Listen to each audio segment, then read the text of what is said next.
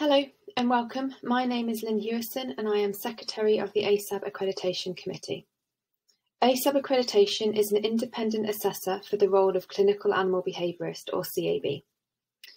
There have been quite a few changes to ASAB Accreditation's processes over recent years, and we continue to review things regularly. Due to the changes though, we wanted to develop a series of videos to help take you through the main stages of how to become a Certificated Clinical Animal Behaviourist, or CCAB, through ASAB accreditation.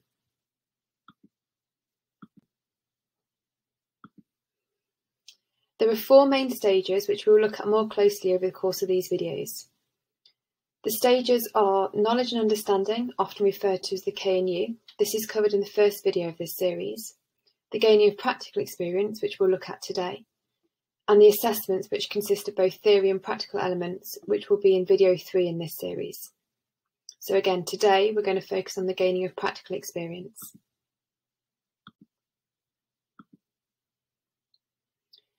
Here we're going to look a little bit more closely at the practical experience, what it could look like and where or how you could get support.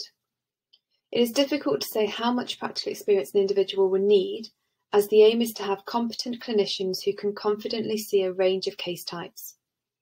Different individuals may therefore require more or less support and experience than another individual.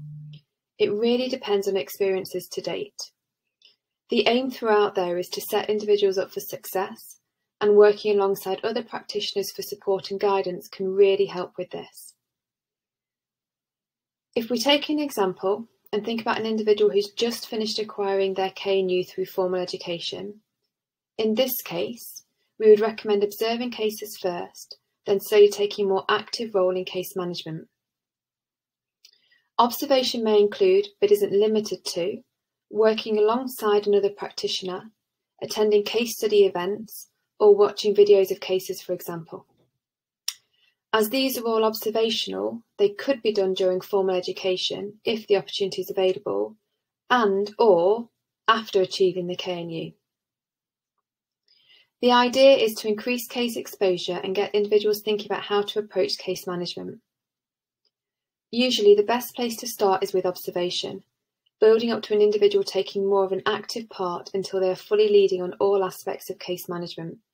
So that would include history taking, making an assessment, designing a plan, communicating the plan in different ways, supporting the implementation of the plan, liaising with different stakeholders. Support through supervision and mentorship, etc., can be really useful in building skills and confidence. Once an individual is confidently leading on a wide range of cases in all aspects, they should probably be considering sitting their assessment through ASAB accreditation.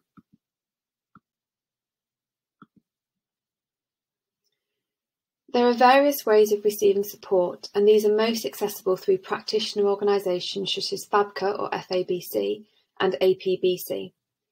Different practitioner organisations will offer different services, so you need to research which you feel is most appropriate for you as an individual. Don't forget that many offer support towards becoming a CCAB and also offer CPD, which is important now and also for the future. It is also possible to become a member of multiple practitioner organisations if you would like to. Most practitioner organisations charge an annual fee, but the details of what is included for this fee and what rate you pay should be detailed on their websites.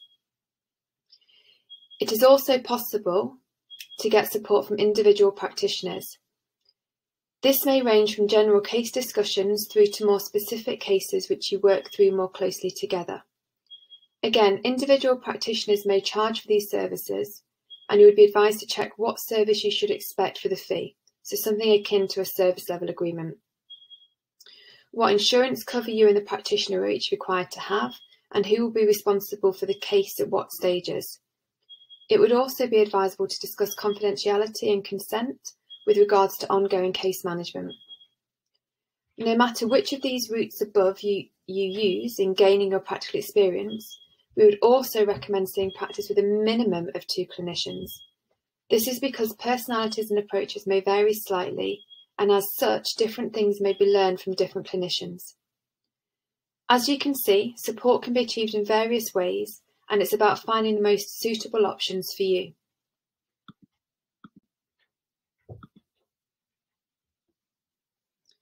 Whilst gaining practical experience, individuals should keep a full case log as outlined here. The full case log should contain details relating to the case, whilst also maintaining confidentiality. It should also document your involvement. So, for example, was it a case you observed, a case you led on fully, or did you lead on a part of it, and if so, what part? Some examples of how to complete the case log can be seen here.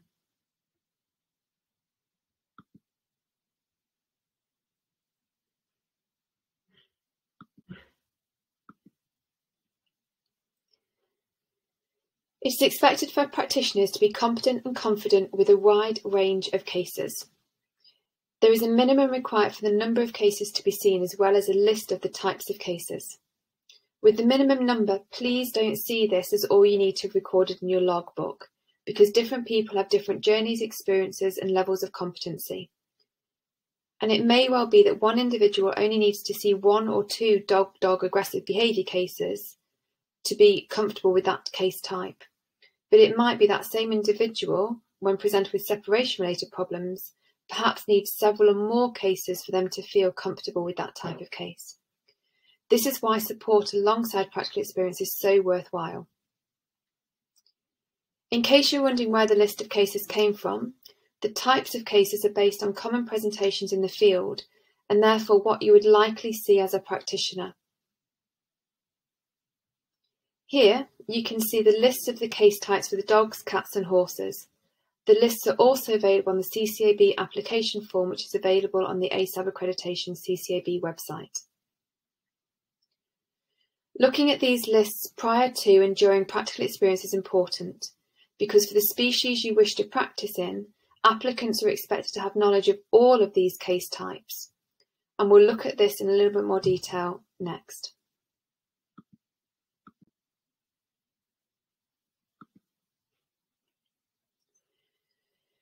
So, practitioners who wish to work with dogs would need to be comfortable with all of the case types listed here. This includes those listed as essential and non-essential. The essential cases need to be cases you have led on. You should have led on at least one of each of these essential cases, and the details of which should be in your full case log. For the non-essential cases, you need to know how to manage these, as you may be asked about these types of cases during your assessment. However, you do not need to have seen these types of cases or have them recorded in your logbook.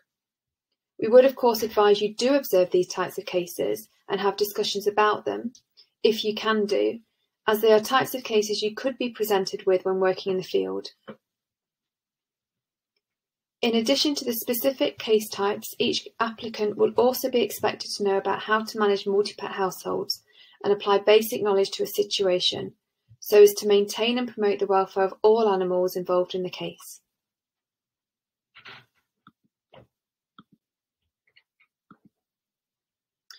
Once you've led on at least one of each essential case type and led on at least the minimum number of required cases, you're ready to apply for assessment through ASAB accreditation. The first stage, if you haven't done so already, should be completing a pre-cert.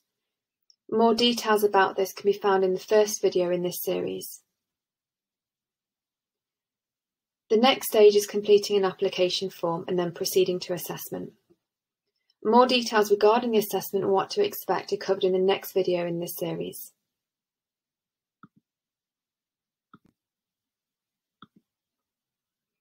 Thank you for listening. We hope you found this useful. If you have any questions at all, please don't hesitate to contact us. Our email address is asabaccreditation@gmail.com. Thank you.